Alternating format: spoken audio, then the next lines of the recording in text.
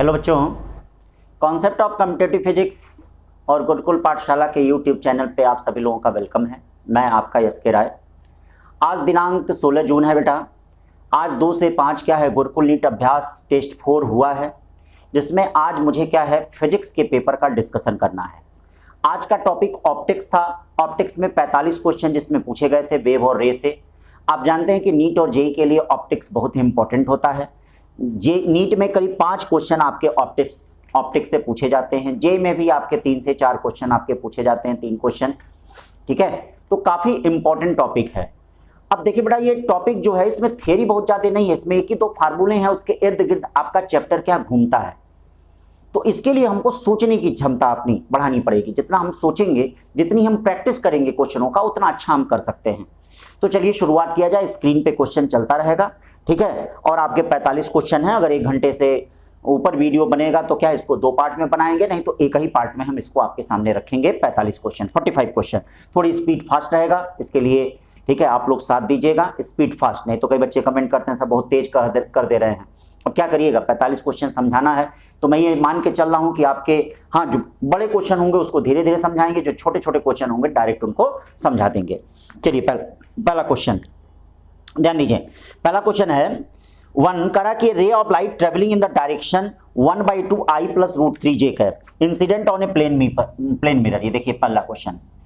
तो ये कह रहा है कि जो प्लेन मिरर पे, इस तरह से ये प्लेन मिरर है, प्लेन मिरर पे ये एंगल ऑफ इंसिडेंस है। ये एंगल ऑफ इंसिडेंस देखिए क्या है, ये जो कर रहा है एंगल ऑफ इंसिडेंस जो 1/2 I + √3j कर रहा है, I + √3j कर रहा है। और ये जो रिफ्लेक्ट हो रहा है, ये क्या कर रहा है भाई, ये जो कर रहा है ये 1/2 I कैप - √3j कैप कर रहा है। इसका ये जो रिफ्लेक्ट हो रहा है, इसका इक्वेशन दिया है।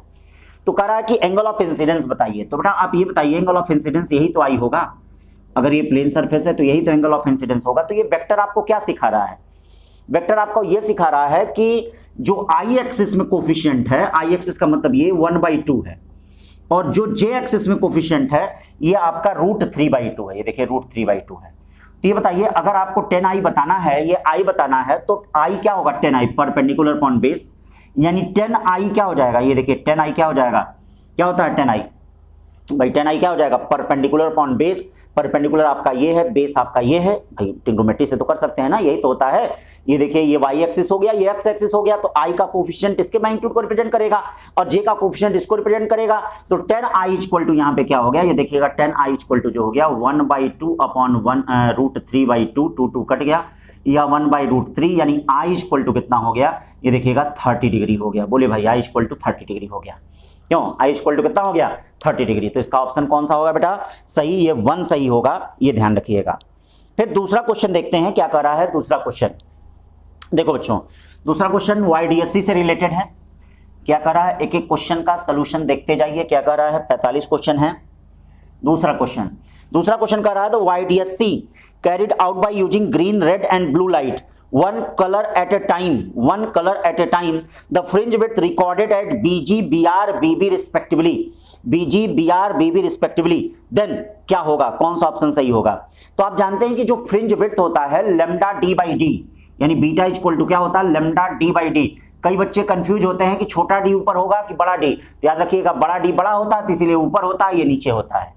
फार्मूलों को याद करने का तरीका भूलिएगा मत, ठीक है। जैसे कई बच्चे लैम्डा छोटा डी अपॉन कैपिटल डी पढ़ते हैं, नहीं, अरे भाई कैपिटल डी बड़ा है तो बड़ा ऊपर रहेगा हमेशा, लैम्डा डी अपॉन, यानी beta directly proportional to lambda. तो जिसकी वेवलेंथ ज्यादा होगी उसकी फ्रिंज विड्थ ज्यादा होगी। तो बोलो किसकी वेवलेंथ ज्यादा है, यहाँ पे रेड की वेवलेंथ ज्यादा होती है, विबग्योर, ये तो जानते होंगे, VIBGYOR,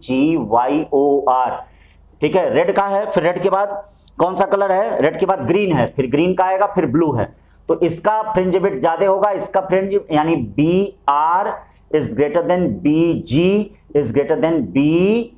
B ब्लू। तो आपका कौन सा ऑप्शन सही बैठ रहा है इसमें 4 वाला ऑप्शन सही बैठ रहा है। तो दूसरे का कौन सा होगा, 4 वाला हुआ, ये देखिएगा दूसरे का 4 वाला। अब चलते हैं तीसरे क्वेश्चन को देखते हैं। क्या है तीसरा क्वेश्चन देखिए, बड़ा इंपॉर्टेंट क्वेश्चन है, बड़ा अच्छा क्वेश्चन है। तीसरा क्वेश्चन क्या करा है कि इन YDSC experiment intensity at a point 1/4 of the maximum intensity angular position of point is, मतलब आपसे एंगुलर पोजीशन पूछ रहा है कि क्या होगा YDSC में, angular position of point is मतलब आपसे एंगुलर पोजीशन पूछा जा रहा है YDSC में। तो इसके लिए आपको ये पता होगा बेटा, जैसे YDSC के लिए आप ये सब जानते होंगे YDSC में किस प्रकार से दो स्लिट होते हैं, और ये देखिए ऐसे यहां पर वेव निकलती है ऐसे, और इन दोनों का जो ये थीटा एंगल है, इन दोनों का जो पाथ डिफरेंस होता है, ये भाई दोनों वेव जो जा रही हैं, ठीक है, तो इनका जो पाथ डिफरेंस है ये डेल्टा एक्स होता है। क्यों? ये तो पाथ डिफरेंस होता है। तो मान लीजिए इन दोनों स्लिट के बीच की डिस्टेंस डी होती है, तो ये जो ये एंगल 90 डिग्री होता है, तो पाथ डिफरेंस क्या होगा, ये थीटा के पास वाला कॉस थीटा, थीटा से दूर sine theta, d sine theta होगा। क्यों? Path difference delta x equal to क्या हो गया, ये देखिएगा path difference delta x equal to क्या हो गया, ये डी साइन थीटा हो गया। ध्यान दीजिएगा, path difference delta x equal to d sine theta. अब यहां पे हम अगर पाथ डिफरेंस निकाल देते हैं तो हमारा काम चल जाएगा। तो पाथ डिफरेंस के लिए सबसे पहले हमको फेज डिफरेंस चाहिए। ध्यान दीजिएगा, पाथ डिफरेंस के लिए सबसे पहले हमको क्या चाहिए, फेज डिफरेंस चाहिए। भाई delta x equal to d sine theta हो गया, तो पाथ डिफरेंस के लिए सबसे पहले क्या चाहिए हमको, फेज डिफरेंस चाहिए। चलिए इसको मिटाते हैं, ठीक है, फिर फेज डिफरेंस चाहिए। अब देखिए क्या है, आप जानते हैं कि रिजल्टेंट इंटेंसिटी जो होता है IR equal to I1 plus I2, देखिएगा फार्मूला कई जगह आएगा, 2√I1 I2 cos फाई होता है। क्यों भाई? अब देखिए यहां I1 और I2 अगर आपस में बराबर होता है तो ये देखिए IR इक्वल टू क्या हो जाएगा, 2I0 plus 2I0 cos phi, या क्या हो जाएगा 2I0 को अगर कॉमन लेंगे तो 1 प्लस cos फाई, या cos फाई को अगर रखेंगे तो 2 cos square phi by 2 minus 1, यानी क्या हो जाएगा 4I0 cos square phi by 2, ये हो गया। या रिजल्टेंट इंटेंसिटी इक्वल टू, इसको मैक्सिमम इंटेंसिटी कहा जाता है। ये देखिएगा ये मैक्सिमम इंटेंसिटी होता है, cos स्क्वायर फाई बाई 2, देखिएगा 4I0 को हम मैक्सिमम इंटेंसिटी कहते हैं। भाई 4I0 मैक्सिमम इंटेंसिटी कहा जाता है। अब क्वेश्चन यहां क्या कहा है, क्वेश्चन यहां पे कह रहा है कि जो रिजल्टेंट इंटेंसिटी है मैक्सिमम इंटेंसिटी की 1/4 हो रही है, मतलब IR इक्वल टू क्या हो रहा है, ये देखिएगा Im/4 हो रहा है। चलिए अब इसको यहां रखते हैं, यहां अगर रखते हैं तो क्या हो जाएगा, ये बताइए Im/4 इक्वल टू Im, और ये क्या हो जाएगा cos स्क्वायर फाई बाई 2 हो जाएगा, ये कट गया। चलिए भाई 1/2 हो गया, दोनों क्या हो जाएगा cos phi by 2 equal to क्या हो गया, 1/2 हो गया। कितने की वैल्यू 1/2 होती है, cos पाई बाई 3 की वैल्यू होती है, cos 60 की, या फाई इक्वल टू क्या हो गया 2 पाई बाई क्या हो गया 3 हो गया। बताइए phi equal to 2 pi by 3 हो गया phi equal to 2 pi by 3। बताइए फेज डिफरेंस 2 पाई बाई 3 आ गया। अब बताइए फेज डिफरेंस और पाथ डिफरेंस में क्या रिलेशन होता है, delta phi equal to 2 pi by lambda into delta x, क्या होता है कि नहीं। देखिएगा इस तरह के लिंक टाइप के क्वेश्चन बहुत ज्यादा आते हैं नीट में। तो डेल्टा फाई है कितना, 2 पाई बाई 3 है, ये देखिए 2 पाई बाई 3 है, ये 2 पाई बाई क्या हो गया लैम्डा हो गया, और ये डेल्टा एक्स हो गया। ठीक है, 2 पाई 2 पाई कट गया, डेल्टा एक्स इक्वल टू क्या हो गया लैम्डा बाई 3 हो गया। देखिए पाथ डिफरेंस लैम्डा बाई 3 आ गया कि नहीं, पाथ डिफरेंस लैम्डा बाई 3। तो जब पाथ डिफरेंस लैम्डा बाई 3 आ गया, सारा प्रोसेस ध्यान दीजिएगा, तो पाथ डिफरेंस अगर लैम्डा बाई 3 आ जाता है तो अब क्या है हमारे पास, क्या relation, delta x equal to d sine theta है, यानी लैम्डा बाई 3 इक्वल टू क्या हो गया डी साइन थीटा हो गया। अब बताइए हमको क्या पूछ रहा है क्वेश्चन में कह रहा है कि एंगुलर वेट निकालिए। तो अब ये देखिए क्या हो जाएगा, sine theta equal to lambda by 3d हो गया, या थीटा इक्वल टू क्या हो जाएगा sine inverse lambda by 3d। अब बोलो बच्चों कौन सा इसमें ऑप्शन सही है, इसमें जो ऑप्शन सही है वह तीसरा वाला सही है, मतलब तीसरे का तीसरा सही है। ठीक है ना। अब चलते हैं चौथा क्वेश्चन, काफी इंपॉर्टेंट है। क्या करा है चौथा क्वेश्चन कह रहा है beam of white light is incident on the glass interface from glass to air such that green light just suffer total internal reflection. ध्यान दीजिएगा, ग्रीन लाइट जो है वह just suffer total internal reflection. The colour of light which will come out to air are मतलब कह रहा कौन सा इसमें से बाहर की तरफ आएगा। ठीक है, तो अब ये बताइए इसमें क्या हो जाएगा, ये कौन सा लाइट है, white light incident on the interface suffer total internal reflection glass to air such that green light. अब जानते हैं आप बिबग्योर आपको पता है। ठीक है, तो VIB देखिए भाई चौथा क्वेश्चन का VIBGYOR,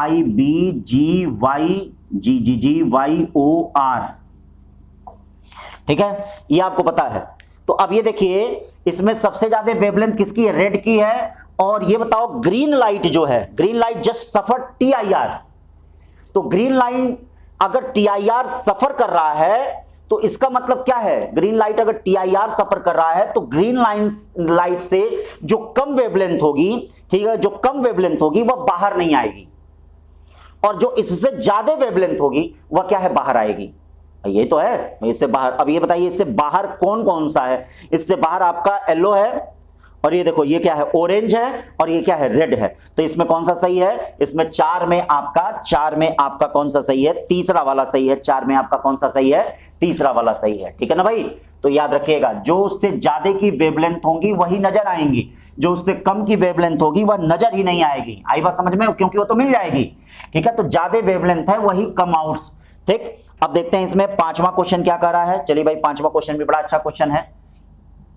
चलिए पांचवा क्वेश्चन देखते हैं। कह रहा है in the ideal double slit experiment when the glass plate refractive index 1.5 of thickness T is introduce in the path of one of interference beam.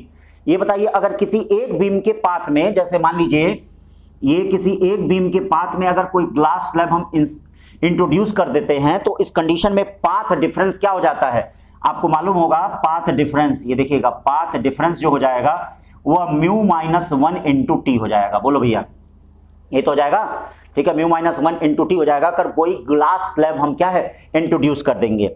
अब क्या कर रहा है, ठीक है, introduce one of the path one of interfering beams the intensity at which position where the central maximum occurred previously remains unchanged, ठीक है, the minimum thickness of glass plates. मतलब ये कह रहा है कि जो यहां मिनिमा की कंडीशन होगी वह कितनी होगी, μ-1 टी इक्वल टू वह n लैम्डा के बराबर होगी, और ये रिमेन्स अनचेंज्ड, मतलब n इक्वल टू क्या है, ये 1 ही रह रहा है। तो चलिए n इक्वल टू 1 रह रहा है, तो ये बताइए μ-1 टी इक्वल टू क्या हो गया, लैम्डा हो गया, या t इक्वल टू क्या होगा, ये देखिए लैम्डा अपॉन μ-1 हो गया, या t इक्वल टू क्या है, लैम्डा। म्यू कितना है, म्यू है आपका 1.5, 1.5 3/2 में से 1 गया 1/2, यानी क्या बचा, 2 लैम्डा बचा। तो कौन सा ऑप्शन इसमें सही होगा, इसमें आपका पांचवें में आपका पहला ऑप्शन सही होगा, ठीक है ना। अब चलते हैं छठवें में। छठवां क्या कर रहा है, बहुत ही सिंपल छोटी छोटी बातें। अब देखिए छठवां क्वेश्चन क्या कर रहा है, जरा इसको ध्यान दीजिएगा। 6 क्वेश्चन, चलो बेटा 6 क्वेश्चन देखते हैं। 6 क्वेश्चन कर रहा है a given ray of light suffer minimum deviation in an equilateral prism P, additional prism Q and R of identical shape and the same materials as P are now added as shown in the figure. They will now suffer, figure को आप देख रहे होंगे, ठीक है। तो ये देखिए सारे एक मटेरियल के हैं, सबसे बड़ी खासियत इसमें क्या है, ठीक है, आप जानते होंगे कि एक प्रिज्म से अगर रे निकलती है तो दूसरी तरफ क्या होती है, जब इमर्जेंस होती है तो अपने पास से डेविएशन होता है, ठीक है। मतलब ऐसे सिंगल प्रिज्म का आपने पढ़ा होगा, सिंगल प्रिज्म में ये इस तरह से रे इंसिडेंस की ऐसे पड़ी और फिर इस तरह से आ गई। लेकिन ये बताओ बेटा अगर इधर मीडियम अगर अलग होता है तभी जाके रे डेविएशन होता है। जब एक मीडियम से दूसरे मीडियम में रे जाती है तो अपने पाथ से वह डेविएट होती है। लेकिन ये बताओ जब सब मीडियम समान होगा तब जब रे प्रवेश करेगी तो कैसे जाएगी, ऐसे ही जाएगी, क्योंकि सॉरी यहाँ नहीं, सारा मीडियम एक ही समान है ना। तो इसमें कौन सा ऑप्शन होगा, छठवें का जो ऑप्शन होगा वो तीसरा होगा, सेम डेविएशन एज बिफोर, ठीक है। मतलब ये स्टेट सीधे जाएगी, मतलब कोई डेविएशन इसमें एक्स्ट्रा नहीं होगा। क्यों, क्योंकि तीनों का मीडियम आपस में क्या है, समान है, ठीक है। तो ये आपका छठवां क्वेश्चन हो गया जिसका ऑप्शन हो गया तीसरा। अब चलते हैं 7वें क्वेश्चन की तरफ, बड़ा अच्छा क्वेश्चन है ये। देखिए 7वां क्वेश्चन क्या कह रहा है, देखो भाई 7वां क्वेश्चन क्या कहा जा रहा है, ध्यान दीजिएगा। 7वां क्वेश्चन कह रहा है in YDSC 12 fringe are observe, in YDSC 12 fringe are observe, ध्यान देना YDSC में 12 फ्रिंज है। Certain segment of screen when wavelength 600 nanometre is used, if the wavelength of light is change to 400 हो रहा है, the number of fringe observed in the same segment of screen. तो इसका मतलब यहां क्या होगा, यहां जो पोजीशन ऑफ फ्रिंज होता है वह आपस में समान होगा। तो पोजीशन ऑफ फ्रिंज अगर आपस में समान होता है तो क्या कंडीशन होती है, मतलब एक ही जगह फ्रिंज बनेगी, तो n1 λ1 इक्वल टू n2 λ2 होती है। अब देखिए n2 क्या हो जाएगा, n1 λ1 अपॉन λ2, सब पता है, n1 पता है, λ1 पता है, λ2 पता है, सब रखेंगे तो 18 आ जाएगा। क्या आ जाएगा, 18 आ जाएगा। तो कौन सा सही है, 7 का दूसरा, ठीक है। अब 8वां देखते हैं, देखिए 8वां का कौन सा सही होगा, क्या चीज है, देखिए भाई आठवां क्वेश्चन बड़ा अच्छा क्वेश्चन है, प्यारा क्वेश्चन है। कह रहा है thin slice of cut from the glass cylinder along a parallel to its axis, the slice is the placed on a flat glass plate as shown in the figure, the observe interference fringe from the combination shall be. अभी देखिए combination shall B इस प्रकार से ऐसे दे रहा है, ये देखिएगा इस प्रकार से ऐसे दे रहा है, ये रे कुछ इससे इंसिडेंस कर रही है, ये देखिए कुछ ऐसे इंसिडेंस कर रही है इस प्रकार से, ठीक है, कुछ इस प्रकार से रे क्या इंसिडेंस कर रही है, ठीक है। कह रहा कैसा होगा, तो ये बताइए ये नॉर्मली इंसिडेंस कर रही है, इसका मतलब एंगल आई इक्वल टू क्या है 0, तो एंगल आई इक्वल टू 0 होगा तो एंगल आर इक्वल टू भी 0 होगा। जैसे किसी भी मीडियम में बाउंड्री पर रे नॉर्मली इंसिडेंस करती है, तो नॉर्मली इंसिडेंस करने का मतलब वो सीधे चली जाती है, देखिए सीधे चली जाती है, नॉर्मली इंसिडेंस करने का मतलब वो रे जो होती है वो सीधे चली जाती है, देखिए इस प्रकार से रे सीधे चली जाएगी। तो क्या होगा, the interference fringe will be combination shall B क्या होगा, स्ट्रेट होगा, क्या होगा स्ट्रेट सीधा। तो आठवें का कौन सा ऑप्शन होगा, 1 वाला सही होगा, कौन सा होगा 1 वाला सही होगा, ठीक है बेटा।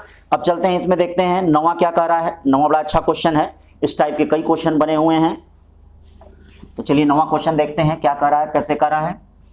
आइए नौवां क्वेश्चन क्या कहा जा रहा है, consider a Fraunhofer diffraction pattern obtain with the single slit illuminated at the normal incidence at the angular position of the first diffraction minima, the phase difference in radian between the wavelets from the opposite edge of slit करा है, opposite edge of slit करा है, ठीक है, the phase difference between the wavelet. तो अभी देखिए phase difference तभी निकल पाएगा जब पाथ डिफरेंस पता होगा, क्योंकि आपको पता है delta phi equal to 2 pi by lambda into क्या होता है डेल्टा एक्स, तो आपको पाथ डिफरेंस पता करना पड़ेगा। तो बच्चों ये देखिए आप डिफ्रैक्शन में ये जानते होंगे इन दोनों के भी, दोनों इनके बीच का डिस्टेंस कितनी है d, तो ऐसे आपने जानते हैं कि ऐसे इस प्रकार से यहाँ पे आता है, तो इन दोनों में कितने का पाथ डिफरेंस है बताइए, ये डेल्टा एक्स है, यही तो पाथ डिफरेंस है दोनों वेव में, तो डेल्टा एक्स इक्वल टू क्या होगा डी साइन थीटा होगा। बोलो भाई delta x equal to d sine theta होगा, delta x d sine theta है, तो ये बताइए डेल्टा एक्स इक्वल टू कितना हो गया, ये जो पाथ डिफरेंस हो गया डेल्टा एक्स इक्वल टू वो डी साइन थीटा हो गया।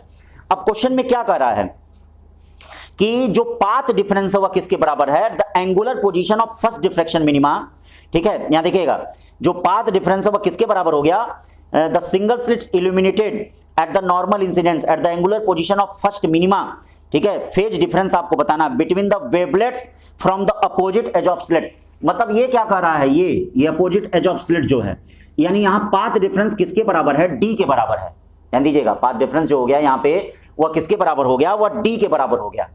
मतलब क्या कहने का मतलब है, जो पाथ डिफरेंस यहां पे निकल के आ रहा है, मतलब डेल्टा एक्स इक्वल टू क्या निकल के आ रहा है यहां पर, ध्यान दीजिएगा डेल्टा एक्स इक्वल टू जो है,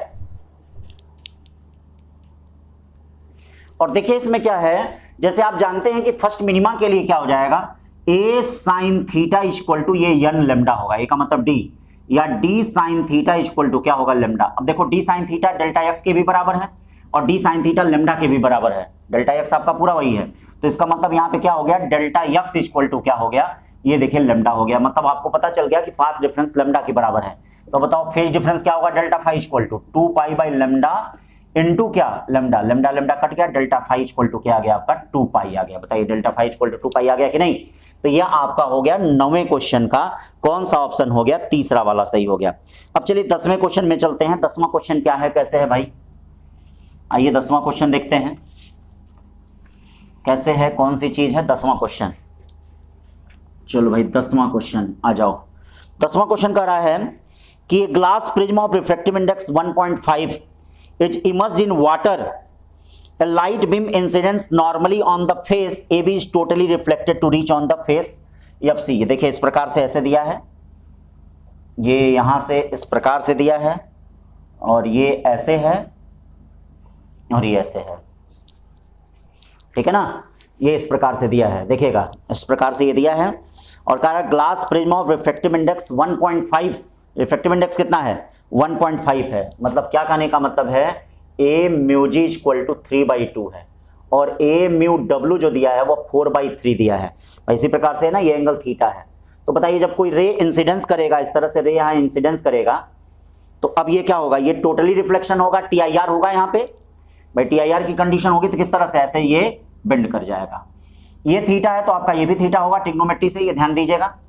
अब यहां क्या होना चाहिए, टी आई आर की अगर कंडीशन है तो theta is greater than theta c होना चाहिए, या sine theta is greater than equal than sine theta c होना चाहिए, या sine theta is greater than 1/म्यू।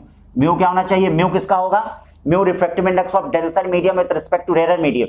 तो ग्लास ये देखिए जी, और ये क्या होगा वाटर, या ग्रेटर देन, ये क्या हो जाएगा sine theta greater than equal than 1 upon glass का रिफ्रैक्टिव इंडेक्स कितना है 3/2, ये देखिए 3/2, और ये 4/3 यानी 9/8 हो गया, या यही ऊपर जाके क्या हो गया, ये 8/9 हो गया। क्या हो गया, अब बताइए sine theta is greater than equal than 8/9, कौन सा ऑप्शन है, फर्स्ट वाला ऑप्शन है।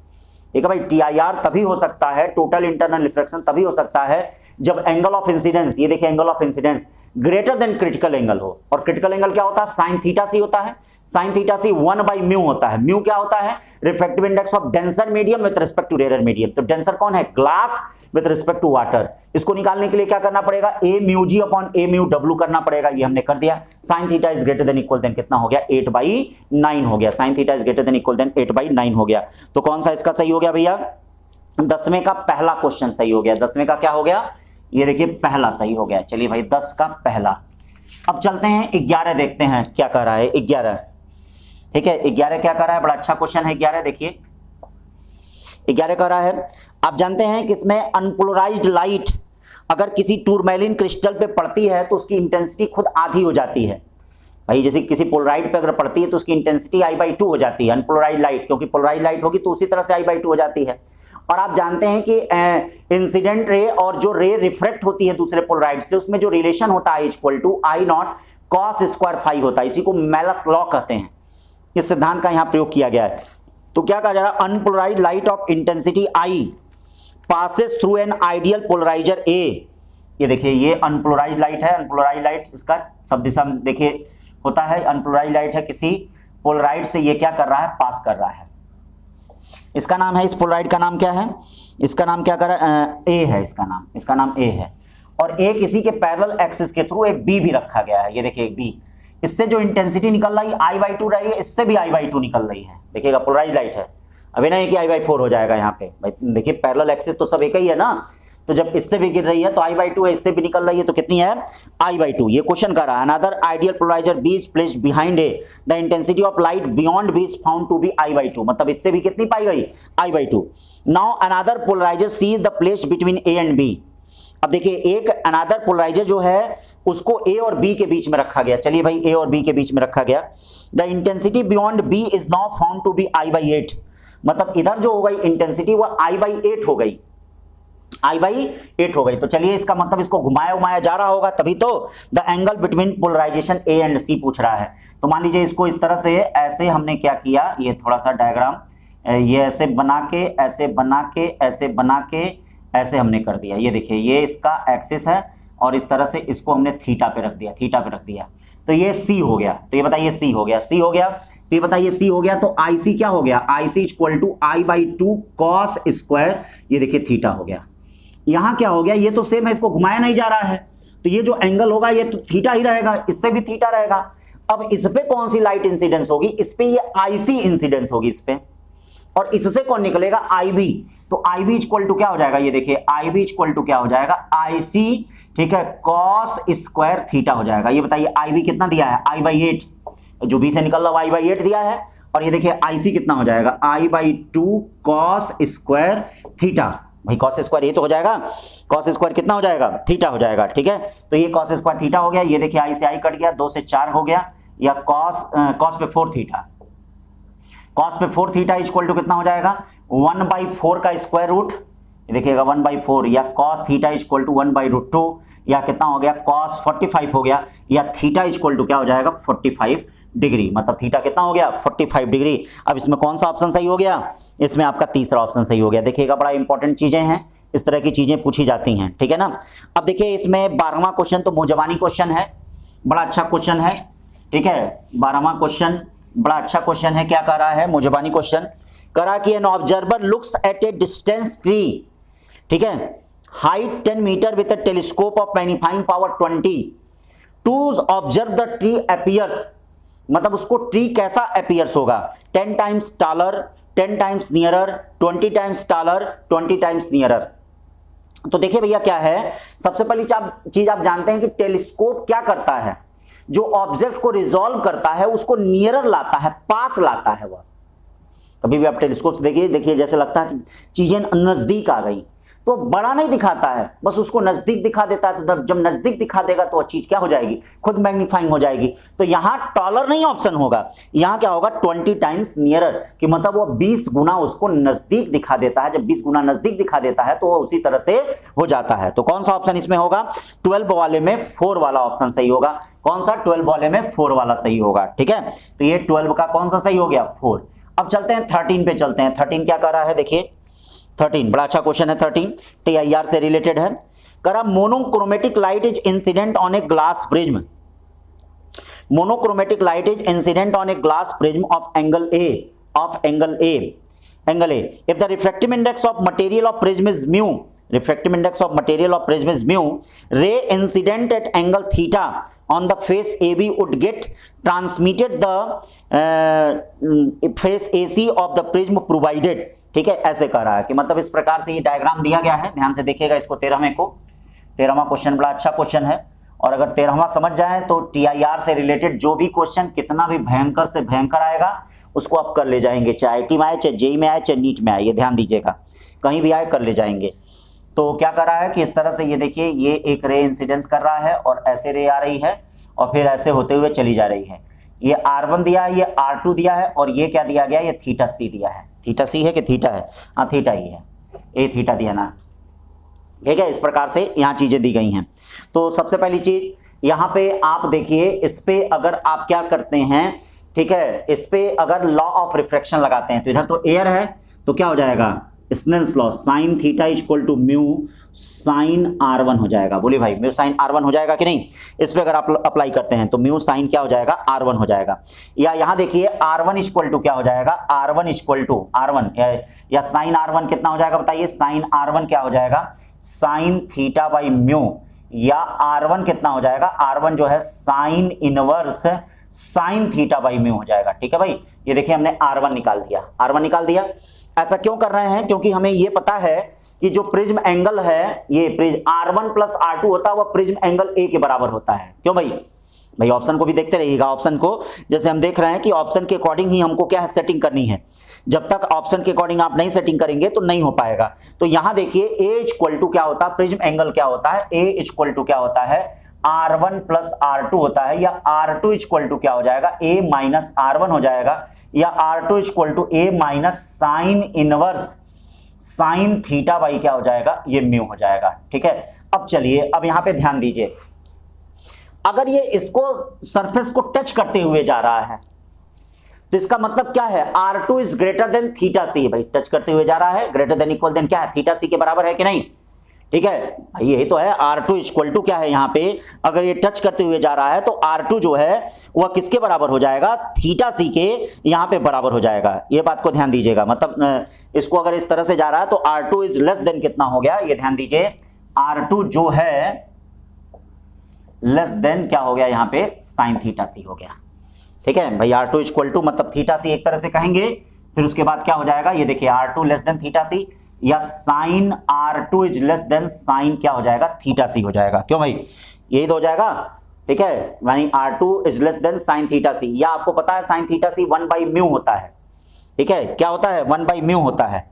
तो ये देखिए, चाहे R2 को यहीं रहने दीजिए, R2 को इस प्रकार से कर लीजिए, R2 को साइन इनवर्स 1 बाई म्यू भी कर सकते हैं। अरे sine theta C 1 by mu होता है तो theta C sign inverse 1 by mu हो जाएगा। अब R2 है कितना, R2 आपका ये है, क्योंकि हम ऑप्शन के अनुसार सेट कर रहे हैं, A sign inverse sine theta by mu is less than sine inverse कितना हो गया, 1 बाई म्यू हो गया। क्यों, अभी हो गया, इसको इधर लाते हैं, इसको इधर लेते जाते हैं, तो A minus sine inverse 1 by mu देखिएगा, और ये हो गया sign inverse sine theta by क्या हो जाएगा, म्यू हो जाएगा। ठीक है, समझ रहे हैं ना। ये देखिए अब क्या हो जाएगा, यहाँ पे sine theta by mu is greater than देखिए, sine theta by mu is greater than sine theta by mu is greater than sine A minus sine inverse 1 by mu. क्यों, इस बात को समझ रहे हैं ना, sine a minus sine inverse 1/μ। अब देखिए साइन थीटा किसके बराबर हो जाएगा, साइन थीटा जो है इधर मिटाते हैं, साइन थीटा किधर हो जाएगा, ये ध्यान दीजिएगा, साइन थीटा किसके बराबर हो जाएगा, साइन थीटा जो है ये देखिएगा sine theta greater than mu sine a minus sine inverse 1/μ। या हमको थीटा निकालना है, theta greater than sine inverse क्या म्यू साइन, ट्रिग्नोमेट्री है कंफ्यूज मत होइएगा, साइन इनवर्स 1/μ हो गया। ठीक है, अब बताओ ये कौन सा ऑप्शन सटीक बैठ रहा है, ये आपका तीसरा ऑप्शन सटीक बैठ रहा है, sine inverse mu sine a minus sine inverse 1/μ। ठीक है भाई, तो ये हो गया 13 का कौन सा हो गया, तीसरा ऑप्शन हो गया। अब देखते हैं 14 का कौन सा सही होगा। चलो भाई 14 का देख लेते हैं, ये देखो 14 का, चलो भाई 14 का देख लेते हैं कौन सा क्या है सही। 14 आइए भाई 14 देखते हैं। 14 का रहा diameter of plano convex lens, बहुत अच्छा क्वेश्चन है। ठीक है, diameter of plano convex lens 6 centimetre and thickness at the centre is 3 millimetre. If speed of light in the material is 2 × 10⁸ metre पर सेकेंड, स्पीड यानी वेलोसिटी म्यू इक्वल टू आप जानते हैं कि c/v होता है। ठीक है, तो ये c क्या है 3 × 10⁸ और मीडियम में वेलोसिटी कितना दिया है 2 × 10⁸, इससे आप म्यू निकाल लेंगे, म्यू जो आएगा 1.5 आ जाएगा कि नहीं। करा the focal length of lens, और याद रखिएगा ये डायमीटर दिया है, तो कई बच्चे इसको रेडियस निकालते वक्त 6/2 कर देते हैं, नहीं, डायमीटर पूरे लेंस का दिया है और हमको कर्व सरफेस का रेडियस चाहिए, कर्व सरफेस का, जो आप लेंस मेकर फार्मूला में पढ़ते हैं R1 R2, वह कर्व सरफेस का रेडियस होता है, न कि लेंस का डायमीटर होता है। लेंस के डायमीटर देने का मतलब क्या होता है बच्चा लोग, आइए लेंस का डायमीटर देने का मतलब क्या होता है, ये देखिए ये इस तरह से लेंस है, ऐसे कहीं कहीं उसका ये रेडियस होगा, ये देखिए ये इसका क्या होता है, ये R होता है, ये इसकी T मोटाई होती है, ये R - T हो गया, और ये देखिए ये इसका रेडियस हो गया भाई, सेंटर से कर्व सरफेस का रेडियस, ये तो कर्व सरफेस होता है। तो जब डायमीटर देता है तो डायमीटर देने का मतलब ये दिया है, ये यहां से लेके यहां तक की डिस्टेंस, तो ये आपका 3 दे दिया है, 3 सेंटीमीटर, ये आपका 3 दे दिया है। ठीक है, 6 सेंटीमीटर दिया तो 3 हो गया। तो इस ट्रायंगल में चल के जरा हम निकालते हैं ABC। टी बहुत छोटा है, टी आपका मिलीमीटर में दिया है, कितना दिया है 3 मिलीमीटर, टी इक्वल टू जो दिया है वह 3 मिलीमीटर दिया है, ये ध्यान दीजिएगा 3 मिलीमीटर। इसको छोटा आर मान लेते हैं, छोटा आर मान लेते हैं, छोटा आर कितना है, छोटा आर 6/2 का मतलब क्या हो गया 3 सेंटीमीटर हो गया। अब बताइए इस ट्रायंगल में चलते हैं, ट्रायंगल ABC में चलते हैं, ट्रायंगल ABC में r का square equal to R - T का होल स्क्वायर प्लस छोटा r का स्क्वायर, टी बहुत छोटा है तो R square equal to R² plus T square minus 2RT plus R का स्क्वायर, ये देखिए इससे कट गया कि नहीं। अब देखिए क्या होगा, t बहुत छोटा है तो t स्क्वायर टेंस टू 0 हो गया, या ये बताइए r इक्वल टू क्या हो गया R²/2t, r कितना हो गया 339 हो गया, 2t कितना हो गया, t याद रखिएगा मिलीमीटर में है तो 0.3 हो गया, इसका मतलब ये 15 सेंटीमीटर आ गया, कितना आ गया ये 15 सेंटीमीटर आ गया। ठीक है ना भाई, तो 15 सेंटीमीटर आपका कैपिटल R हो गया, कैपिटल R 15 सेंटीमीटर हो गया रेडियस ऑफ कर्वेचर। अब इसका फोकल लेंथ एकदम आप निकाल लेंगे, फोकल लेंथ यानी इस प्रकार से है, तो ये बताइए R1 इसका पहला फेस इन्फिनिटी है, चूंकि इधर से रे आती हैं तो R2 इसका क्या होगा -R होगा। अब बताओ focal length 1/f equal to क्या होता है म्यू -1 1/R1 - 1/R2 होता है, क्यों, ये तो होता है, ये R2 वाला इधर से शुरू होगा, ये देखिए जिधर से रे आती है उधर का सब कुछ निगेटिव हो जाएगा, तो ये ऐसे शुरू होता है तो R2 इक्वल टू -R, या 1/f इक्वल टू ये देखिए 3/2 - 1 हो गया, 1/R1 क्या हो गया इन्फिनिटी प्लस 1/R हो गया। अब यहां से क्या है 3/2 में से 1 जाएगा तो 1/2 बचेगा, या f इक्वल टू कितना हो जाएगा, f इक्वल टू यहाँ पे 2R हो जाएगा, फोकल लेंथ निकालना है तो f इक्वल टू क्या हो जाएगा 2R, या 2 × कितना हो गया 15 का मतलब क्या हो गया 30 सेंटीमीटर। तो हमेशा कभी भी याद रखिएगा अगर क्वेश्चन में कहता है डायमीटर ऑफ लेंस कहता है तो याद रखिएगा वो कर्व सरफेस का रेडियस नहीं है, तो कर्व सरफेस का रेडियस निकालने के लिए ये काम करते हैं, ये लेंस की मोटाई हो गई, ये पूरा रेडियस हो गया, ये R - T हो गया, ये R, और ये डायमीटर दिया है, मतलब ये डायमीटर दिया है, तो इसमें एक राइट एंगल ट्रायंगल बनता है। और इस तरह से, या इसको याद भी किए रहिएगा, अगर याद भी किए रहेंगे तो बड़ा अच्छा रहेगा, लेंस की मोटाई अगर पता है, याद करिए, बोलिए मेरे साथ, अगर लेंस की मोटाई पता है और लेंस का रेडियस, लेंस के कर्व सरफेस का रेडियस नहीं, लेंस का रेडियस अगर स्मॉल दिया है तो याद रखिएगा लेंस के कर्व सरफेस का रेडियस क्या होगा, capital R equal to R square by 2t, R square by 2t, R square by 2t। इसको याद रखे रहिएगा। अब इससे आप फार्मूले में रखेंगे तुरंत आ जाएगा, ठीक है, तो इस बात को ध्यान रखिएगा। अब चलते हैं 15वें क्वेश्चन की तरफ। बड़ा अच्छा क्वेश्चन है 15वां क्वेश्चन भी।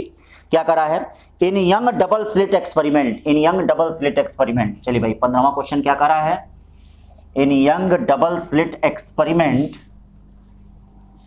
देखिए भाई 15वां question, in Young double slit experiment. चलो भाई 15वां question, in Young double slit experiment one of slits is wider than the other, एक स्लिट का दो है, दूसरे का वाइडर है, so that the amplitude of light from one slit is double than from other slit. ठीक है, चलिए भाई एक का जो है, तो अब देखिए एम्पलीट्यूड जब डबल है तो I डायरेक्टली प्रोपोर्शनल टू आप A स्क्वायर जानते हैं, तो इसका मतलब I1 अपॉन I2 कितना हो जाएगा, I1 अपॉन I2 क्या हो जाएगा बताइए, I1 अपॉन I2, अगर एक का डबल है तो 4 हो जाएगा। यानी क्या कहने का मतलब है, I2 जो होगा उसकी इंटेंसिटी 4I1 होगी। ठीक है ना भाई, I2 जो होगा वो 4I1 होगा, ये ध्यान दीजिए। अब ये देखिए मैक्सिमम इंटेंसिटी कितना आएगा, मैक्सिमम इंटेंसिटी, तो आपको पता है कि जो मैक्सिमम इंटेंसिटी होती है IM इक्वल टू क्या होती है, root I1 plus root I2 का होल स्क्वायर होती है कि नहीं, या IM इक्वल टू क्या होगा, root I1 plus root 4I1 का होल स्क्वायर, यानी क्या हो जाएगा 9I1, या आप इसको ऐसे भी लिख सकते हैं I1 equal to IM by 9 भी लिख सकते हैं। ये मैक्सिमम इंटेंसिटी होती है। आपको यह पता है कि अगर दो वेव I1 I2 किसी मीडियम में मिलती हैं तो उनका रिजल्टेंट इंटेंसिटी का फार्मूला आपको मालूम है, IR equal to I1 plus I2 plus 2 root I1 I2 cos phi.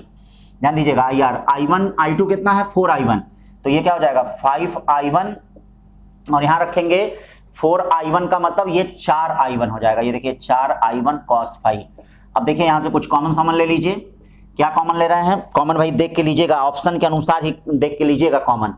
तो अब ये देखिए यहां से I1 कॉमन हो जा रहा है, I1 कॉमन हो जा रहा है, क्या बच रहा है 5 प्लस 4 cos फाई को रखते हैं, 2 cos स्क्वायर 5/2 माइनस 1, ये देखिए 2 cos स्क्वायर 5/2 माइनस 1 रखते हैं, ये देखिए क्या आ जाएगा IR equal to I1 5 plus 8 cos square 5/2 minus 4, 5 में से 4 क्या बचेगा 1, IR इक्वल टू क्या हो गया I1 5 1 प्लस 8 cos स्क्वायर 5/2। अब देखिए हमको I1 के टर्म में आंसर नहीं चाहिए, आंसर हमारा मैक्सिमम इंटेंसिटी के टर्म में दिया है, तो I1 की जगह IM/9 रख सकते हैं, तो IR इक्वल टू क्या हो गया, ये देखिए IM/9 रखेंगे तो क्या आएगा 1 प्लस 8 cos स्क्वायर 5/2। बोलो भाई सही है, तो कौन सा ऑप्शन इसमें सही है, इसमें तीसरा ऑप्शन सही जा रहा है। कौन सा ऑप्शन जा रहा है, तीसरा ऑप्शन सही जा रहा है। ठीक है ना भाई, तो जैसे क्वेश्चन ध्यान दीजिए, जैसे कहा है उसके अनुसार करिए। तो 15 का तीसरा हो गया। अब चलते हैं 16वें क्वेश्चन पे चलते हैं, क्या है ध्यान दीजिए 16वां क्वेश्चन। चलिए भाई देखिए 16वां क्वेश्चन क्या है, कैसे है, चलो भाई 16वां क्वेश्चन देखो भाई 16वां क्वेश्चन क्या कर रहा है। 16वां क्वेश्चन कर रहा है, let the X Z plane of boundary between two transparent media, medium 1 is Z is greater than 0, has a refractive index √2। ठीक है, medium 2 Z is less than 0 has a refractive index √3। मतलब इस तरह से ये दो मीडियम है, ये जेड एक्सिस का दिया गया है, इधर का जो रिफ्रैक्टिव इंडेक्स है μ1 इक्वल टू √2 है, इधर का रिफ्रैक्टिव इंडेक्स μ2 इक्वल टू √3 है। एक रे इंसिडेंस कर रही है, इस रे का जो इक्वेशन दिया है, ये देखिएगा इस रे का जो इक्वेशन दिया है, वेक्टर ए इक्वल टू क्या दिया है 6√3 I cap plus 8√3 J cap और माइनस 10 K कैप दिया है, ये इस रे का, और कह रहा है कि जो एंगल ऑफ रिफ्रैक्शन R है उसको आपको बनाना है।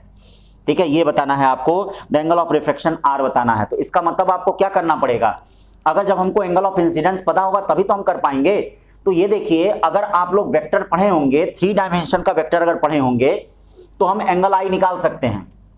ये देखिए ये जेड एक्सिस है, तो एंगल I जो हो गया वह जेड एक्सिस का डायरेक्शन कोसाइन होगा, जेड एक्सिस का डायरेक्शन कोसाइन होगा, और जेड एक्सिस का जो डायरेक्शन कोसाइन होता है cos I equal to cos z equal to, ये देखिएगा जेड एक्सिस का वेक्टर अपॉन a का मैग्नीट्यूड होता है, ये होता है, ये देखिएगा मॉड वैल्यू होती है, क्योंकि भाई होना तो 90 डिग्री है, 90 डिग्री से ज्यादा होगा नहीं, और माइनस में कॉस की वैल्यू क्या होती है, 90 डिग्री से ज्यादा बनाती है।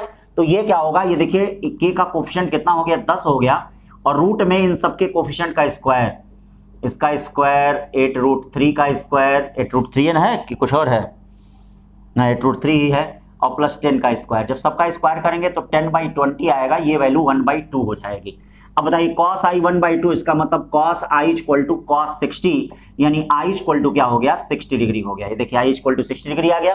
अब आप क्या है, दोनों के बाउंड्री पे स्नेल्स लॉ लगा दीजिए। क्या लगा दीजिए, दोनों के बाउंड्री पे स्नेल्स लॉ लगा दीजिए। जब स्नेल्स लॉ लगा देंगे तो μ1 sin i equal to μ2 sin क्या हो गया, r हो गया। ध्यान दीजिएगा, स्नेल्स लॉ लगा देंगे तो μ1 sin i इक्वल टू μ2 क्या हो जाएगा, sin r हो जाएगा। अब ये है क्या, √2 sin i कितना हो गया, 60 डिग्री, ये क्या हो गया, √3 sin r, ये √3/2 होगा। √3/2 का मतलब sin r की वैल्यू क्या हो गई, 1/√2, यानी क्या हो गया sin 45, यानी r की वैल्यू क्या हो गई, 45 डिग्री।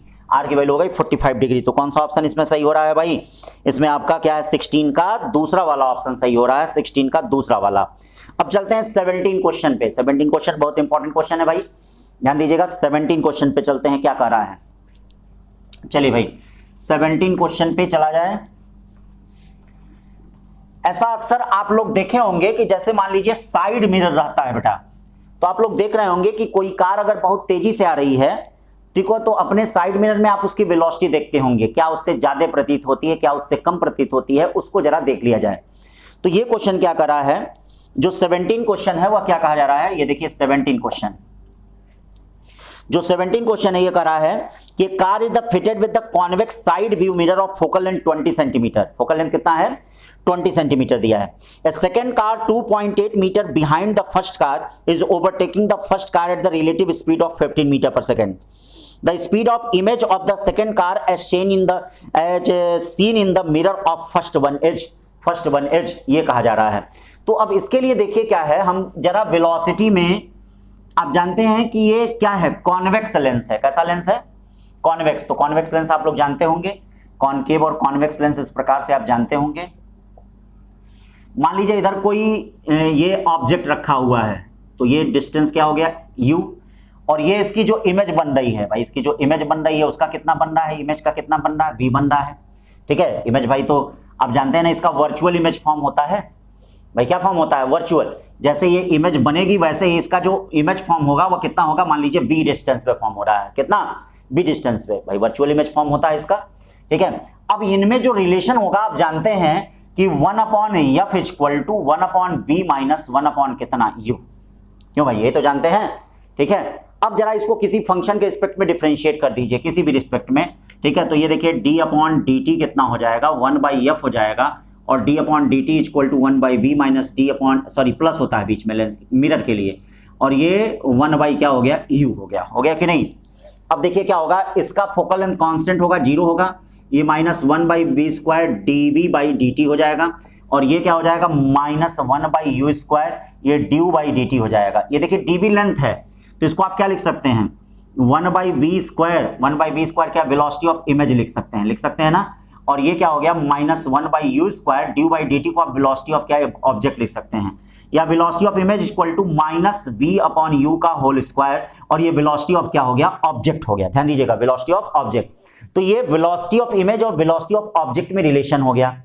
v/u को क्या लिखा जा सकता है, f/u माइनस f लिखा जा सकता है। बोलिए भाई, लिखा जा सकता है, क्यों, जैसे मान लीजिए आपके पास क्या फार्मूला है, 1/f equal to 1/v minus 1u, तो आप क्या करिए, u से जरा दोनों में डिवाइड कर दीजिए, तो u/f इक्वल टू क्या हो गया, u/v + 1 हो गया, या ये बताइए ये कितना हो जाएगा, ये आपका क्या हो जाएगा, u/v इक्वल टू क्या हो गया, u/f माइनस 1। ठीक है, या v/u इक्वल टू क्या हो गया, f/u माइनस f। ये लेंस में भी काम करता है, मिरर में भी काम करता है। लेंस में बस माइनस साइन नहीं रहता है, क्योंकि लेंस में क्या होता है, जिस डायरेक्शन में इमेज ऑब्जेक्ट जाता है उसी डायरेक्शन में इमेज उसकी शिफ्ट करती जाती है। लेकिन इसमें क्या होता है, अगर ऑब्जेक्ट इधर जाता है तो उसकी इमेज इधर जाती है भाई, यही तो होता है इसमें। तो ये ध्यान रखिए यहां पर। अब इनमें रिलेशन क्या क्या चीजें दी गई हैं, सब कुछ दी गई हैं, उनको नोट कर लीजिए। ये देखिए ये फार्मूला बन गया, vi इक्वल टू क्या हो गया, -f/u माइनस f का whole square into V O. ये देखिए V I equal to minus F, NCERT में भी इसका क्वेश्चन दिया गया है। ये देखिए एफ एफ एफ कितना दिया है भाई, फोकल लेंथ जो दिया गया वो 20 सेंटीमीटर, कॉन्वेक्स है तो पॉजिटिव होगा। यू क्या होगा, यू आपका 280 हो गया, और एफ क्या हो गया आपका 20 हो गया, और वी ओ कितना हो गया 15 हो गया। ये देखिए इसका स्क्वायर करेंगे, या V I equal to 1/15 metre पर सेकंड, ये आ गया। ठीक है भाई, इसको सॉल्व किया तो ये तो आया 1/15 मीटर पर सेकंड। तो बताइए कौन सा ऑप्शन सही होगा इसमें, ये 17 का आपका दूसरा ऑप्शन सही होगा। 17 का क्या होगा, दूसरा ऑप्शन सही होगा। ठीक है ना भाई, तो 17 का दूसरा ऑप्शन आपका सही होगा। चलिए भाई 17 के बाद चलते हैं 18 पे चलते हैं। ठीक है, 18 क्या करा है, ए ट्रांसपेरेंट सॉलिड सिलेंडर। ये भी टीआईआर वाला क्वेश्चन है, बड़ा इंपॉर्टेंट है।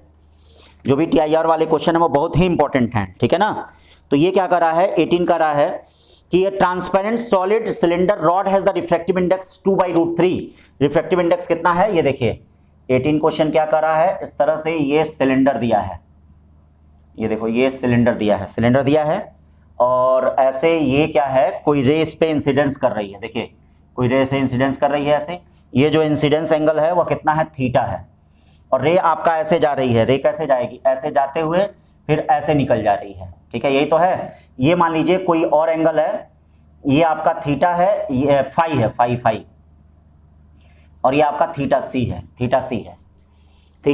ठीक है, तो कहा यह जा रहा है कि द इंसिडेंट एंगल, इसका रिफ्रैक्टिव इंडेक्स दे दिया है, म्यू इक्वल टू 2/√3 है।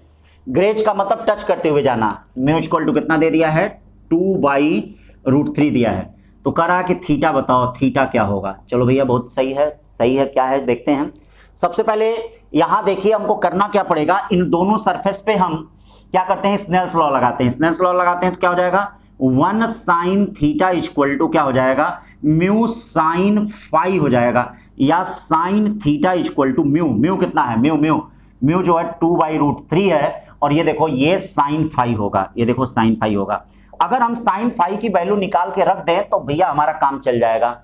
साइन फाई की वैल्यू कैसे निकालेंगे, फाई प्लस थीटा सी। ये देखिए phi plus theta C equal to क्या है, 90 डिग्री होगा। क्यों होगा कि नहीं, अरे भाई ये एंगल 90 डिग्री है तो फाई प्लस थीटा सी 90 होगा।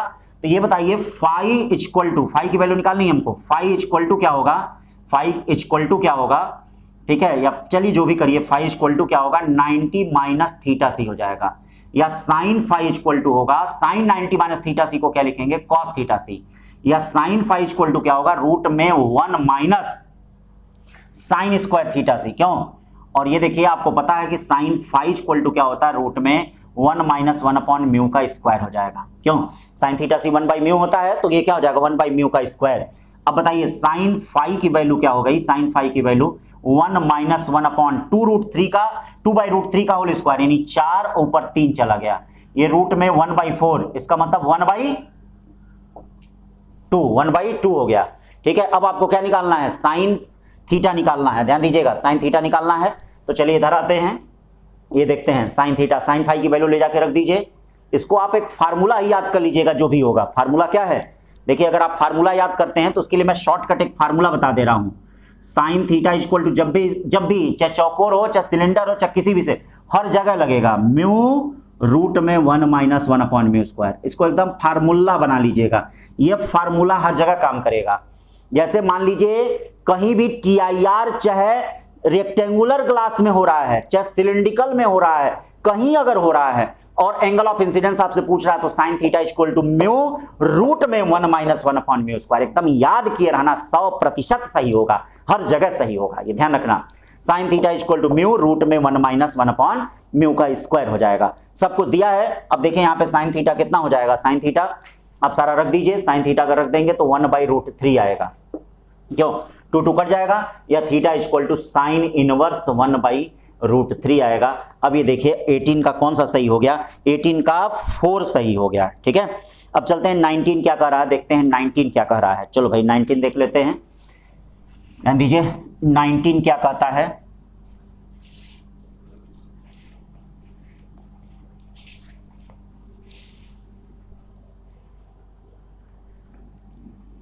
चलिए भाई 19 क्या कह रहा है, 19 कह रहा है कि YDSE experiment the intensity at a point where the path difference is lambda by 6। Path difference क्या दिया गया है, लैम्डा बाई 6 दिया है, ठीक है।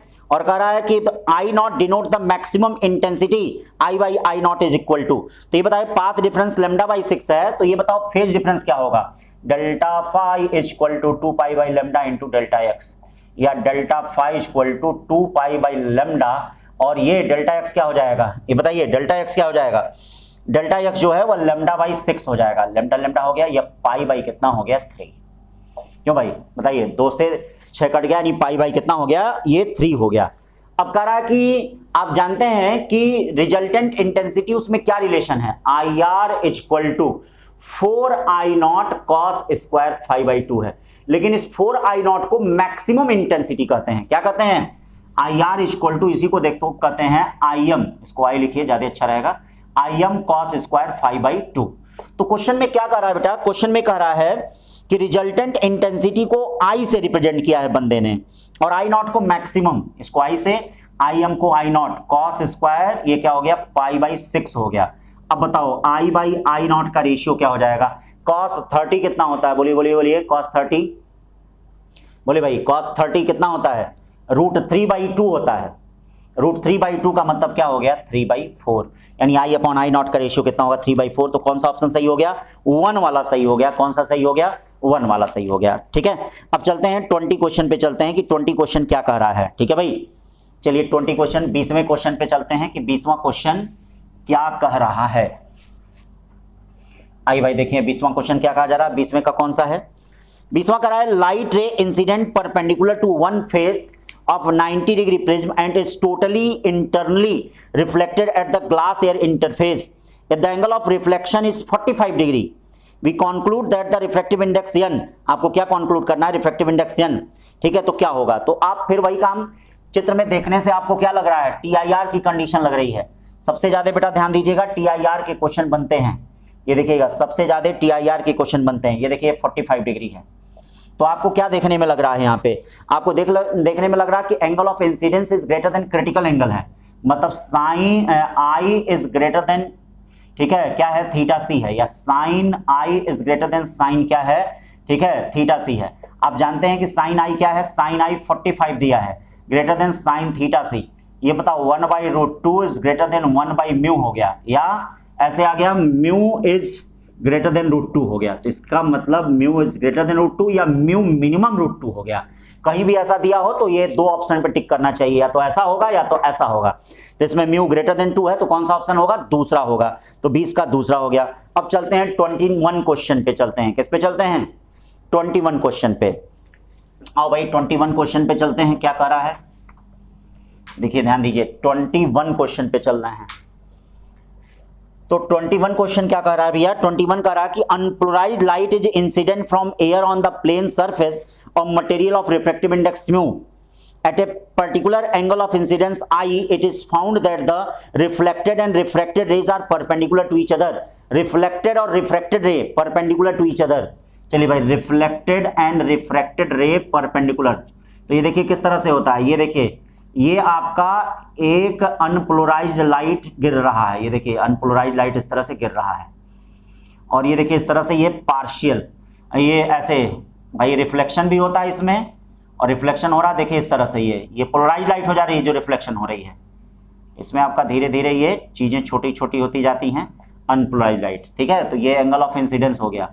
आप जानते हैं कि म्यू इक्वल टू क्या होता है, 10 IP होता है, लेकिन इसमें एक ऑप्शन देखिए क्या कर रहा है, ठीक है, एक ऑप्शन कह रहा है कि IP इक्वल टू 10 इनवर्स 1/μ, नहीं 10 इनवर्स म्यू अगर सही रहता तो 4 वाला सही होता।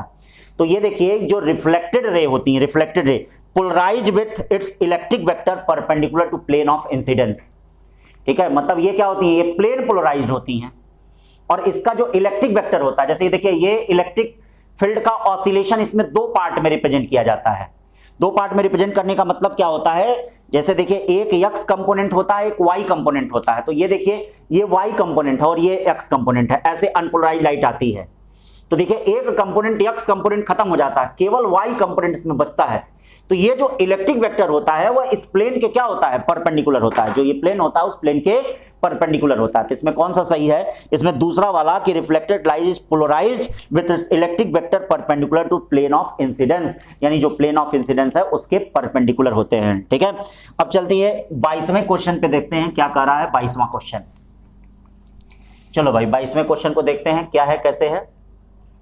देखिए 22वां क्वेश्चन कह रहा है कि the ratio of resolving power of an optical microscope for two wavelengths λ1 4000 angstrom and λ2 6000 angstrom is. ठीक है, तो आपको मालूम होना चाहिए किसी भी माइक्रोस्कोप का जो रिजॉल्विंग पावर होता है RP equal to 2 mu sine theta upon lambda होता है। दोनों का मालूम हो भैया, टेलीस्कोप और माइक्रोस्कोप का। अब ये बताइए इनका जो रिजॉल्विंग पावर है Rp1 अपॉन Rp2 अगर आप करेंगे तो λ2 अपॉन λ1 आएगा, और λ2 कितना दिया है 6000 अपॉन 4000, यानी क्या हो गया 3/2 का रेशियो होगा। कौन सा ऑप्शन होगा, दूसरा, यानी 22 का कौन सा हो गया, दूसरा हो गया। अब चलते हैं 23वें पे, चलते हैं क्या कह रहा है। चलिए भाई 23वें पे क्या कह रहा है। ठीक है 23 पे चलते हैं।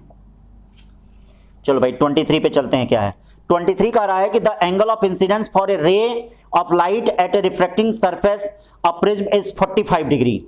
ठीक है, मतलब एंगल ऑफ इंसिडेंस दे दिया है, देखिएगा ये एंगल ऑफ इंसिडेंस दे दिया है, इस तरह से है।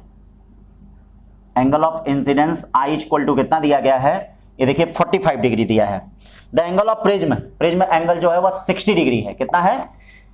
If ray suffers minimum deviation through the prism, the angle of minimum deviation and refractive index पूछ रहा है। चलिए भाई इस तरह से है, तो आप जानते हैं कि मिनिमम डेविएशन में क्या होता है, delta M equal to 2i minus A होता है। क्यों भाई 2i माइनस ए होता है, तो delta M equal to 2i। Angle of incidence कितना दे दिया है, ये 45 डिग्री दिया है, बोलिए 45 डिग्री हो गया, यानी 90 माइनस 60 का मतलब क्या हो गया 30 डिग्री हो गया, 30 डिग्री हो गया। ठीक है भाई, ये आ गया।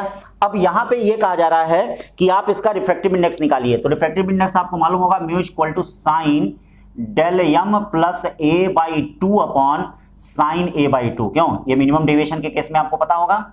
अब यहां पे अगर वैल्यू को रख देते हैं तो ये देखिए डेल एम प्लस ए, डेल एम कितना 30, ए कितना 60, 90/2 कितना हो गया 45, साइन 45 कितना हो गया 1/√2, और साइन ए बाई 2, साइन 60/2 का मतलब साइन 30, और साइन 30 का मतलब क्या हो गया 1/2, 1/2 का मतलब क्या हो गया 1/2 का मतलब क्या हो गया, ध्यान दीजिएगा, ये 1/2 का मतलब क्या हो रहा है यहाँ पे, बोलिए ये आपका क्या आएगा साइन 60/2 साइन 30 आएगा, साइन 30 का मतलब क्या हो जाएगा 1/2। तो ये कौन सा ऑप्शन होगा, ये पलट के आपका √2 हो जाएगा, और ये 4 वाला ऑप्शन आपका सही होगा। कौन सा सही होगा, 4 वाला। ठीक है, तो ये हो गया 23 हो गया।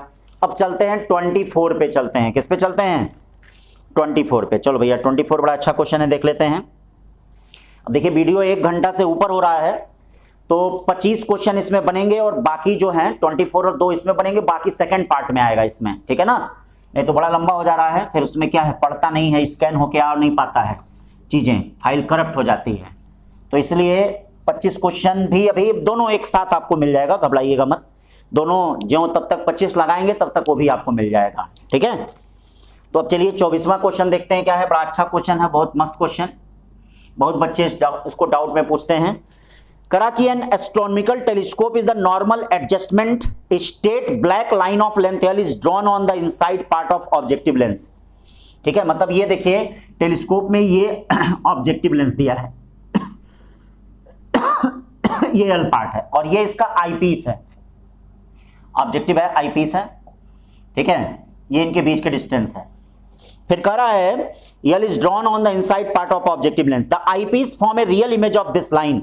मतलब रियल इमेज मतलब ये आपका बनाएगा, फिर रियल इमेज यहां कहीं बन रहा होगा, ये देखिए ये इमेज बन रहा है, ये एल है, इसका इमेज बन रहा है कहीं, ये तो बन रहा है। ये जो डिस्टेंस होती है वो फोफी होती है, FO प्लस FE।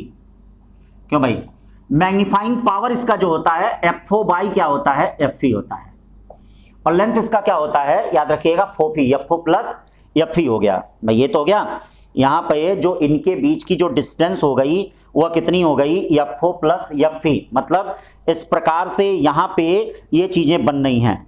ठीक है, मतलब लेंथ जो इसका हो गया वह FO प्लस FE हो गया। अब देखो भाई यहाँ पे आपको ये पता होगा, ठीक है, क्या होता है V/U इक्वल टू I/O आपको पता होगा। क्यों? v by u equal to, आपको ये पता होगा v by u equal to I by O, आपको पता होगा i कितना है, i है, और o कितना है, यल है, ठीक है, o यल है, ठीक है। v कितना है, ये देखिए i है, v क्या है, v यहां पे ध्यान दीजिएगा, v यहां पे जो है वह v है, u जो है वह क्या है, fo प्लस fv है, u क्या है इसके लिए, fo प्लस fv है, और ये देखिए i बाई क्या हो गया, यल हो गया, i बाई क्या हो गया, यल हो गया, आई बाई यहां पे ये ध्यान दीजिएगा, आई बाई यल हो गया। हमसे यही कहा जा रहा है कि इसका magnifying the magnification of telescope, यानी एफओ बाई एफवी हमको निकालना है, एफओ बाई एफवी हमको निकालना है। तो चलिए इसके लिए आईपीस के लिए चलिए फार्मूला जरा देखते हैं। ये देखिए 1/f equal to 1/v minus 1 कितना हो गया, u हो गया। क्यों? इस फार्मूले को देखते हैं। अब देखिए यहाँ पे क्या हो जाएगा, कौन सी चीजें होंगी भैया, ध्यान दीजिएगा। अगर इस फार्मूले को देखेंगे तो 1/v आपको पता है, क्यों पता है, 1/v और ये u, तो ये देखिए ये क्या हो जाएगा 1/f equal to 1/v, u कितना हो जाएगा, u माइनस में हो जाएगा, तो माइनस माइनस क्या हो जाएगा, प्लस में 1/fo प्लस f हो गया। क्यों? या 1/v इक्वल टू क्या हो जाएगा बताइए, 1/f minus 1/fo plus f। चलिए 1/v इक्वल टू क्या होगा, एलसीएम जरा लीजिए, fo प्लस f, और ये देखिए f से f कटा क्या बचा, fo प्लस f, ये देखिए, और ये fo प्लस f से ये कटा क्या बचा, माइनस f, ये देखिए f कट गया कि नहीं। तो अब ये बताइए क्या b की जगह इसको रख सकते हैं, भाई b की जगह इसको रख सकते हैं कि नहीं। चलिए b की जगह इसको रखा जाए, तो v की जगह जब रखेंगे तो ये क्या आएगा, fo प्लस f और अपॉन vo आएगा ना, यहाँ इस इक्वेशन में रखते हैं। चलिए देखिए इसकी वैल्यू ले जाके यहाँ रखनी है, ठीक है, तो यहाँ रखते हैं, तो v इक्वल टू क्या आएगा, v इक्वल टू ये देखिए fo प्लस f, और ये क्या हो जाएगा f, ठीक है, अपॉन क्या हो जाएगा, ये देखो fo और ये fo प्लस f हो जाएगा, i बाई क्या हो गया, यल, ये कट गया। आप जानते हैं मैग्निफिकेशन फो बाई फी होता है, तो fo by f equal to क्या आ रहा है, यल अपॉन आई आ रहा है। क्यों? ये तो मैग्निफिकेशन हुआ, तो magnification fo by f equal to L by कितना हो गया, आई हो गया। तो कौन सा इसमें हो जाएगा, दूसरा पार्ट इसमें होगा, ये चीज ध्यान रखिएगा, ठीक है। तो 24 का क्या हो गया, दूसरा। अब चलते हैं 25 पे चलते हैं, बड़ा अच्छा क्वेश्चन है 25 भी। इस तरह से कॉम्बिनेशन वाले क्वेश्चन बहुत पूछे जाते हैं। तो चलो 25 पे चलते हैं, क्या कह रहा है, कैसे,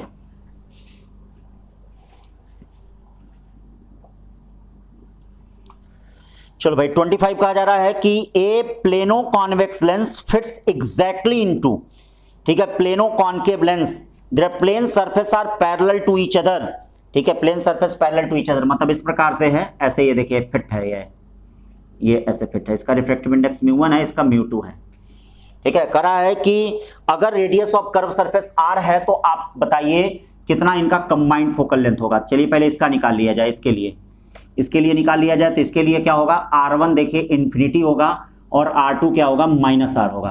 तो बोलिए 1/f1 equal to μ1 minus 1 infinity plus 1/r हो गया।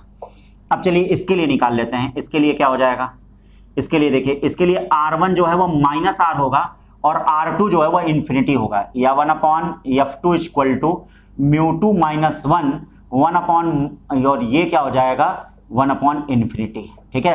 अब कंबाइंड फोकल लेंथ कितनी हो जाएगी, 1/f equal to 1/f1 plus 1/f2, 1/f1 plus 1/f2, यानी क्या हो गया μ1 माइनस 1/r, और ये क्या हो गया μ2 माइनस 1 क्या r हो गया। क्यों? सॉल्व कर लीजिए, सॉल्व करेंगे तो μ1 माइनस 1 माइनस μ2 प्लस 1 अपॉन ये देखिए r, 1 से 1 कैंसिल हो गया। या बताइए f इक्वल टू क्या हो जाएगा, f equal to r upon μ1 minus μ2, ये देखिए यहां से f इक्वल टू क्या हो जाएगा r अपॉन μ1 माइनस μ2। ये सब भाई कर्व सरफेस समझ रहे हैं ना, जैसे इधर से रे जा रही है तो इधर से रे जब जा रही तो ये माइनस में होगा, ठीक है, और ये देखिए ये वाला ऐसे रेडियस ऑफ कर्व सरफेस ऐसे ना बनता है कंपास से, तो ऐसे इसको बता देते हैं, ठीक है। तो बेटा ये वीडियो 1 घंटे से ऊपर हो गया, तो 25 क्वेश्चन मैंने इसमें डिस्कस कर दिए हैं, बाकी 20 क्वेश्चन डिस्कस कर जो होंगे वह इसके सेकंड पार्ट में होंगे। ठीक है, तो सेकंड पार्ट में आप पार्ट 2 देख लीजिएगा। पार्ट 1 आपका क्या है 25 क्वेश्चन का है, पार्ट 2 जो होगा 20 क्वेश्चन का। ठीक है, तो सेकंड पार्ट को बस इसके जस्ट बाद बनाते हैं। ठीक।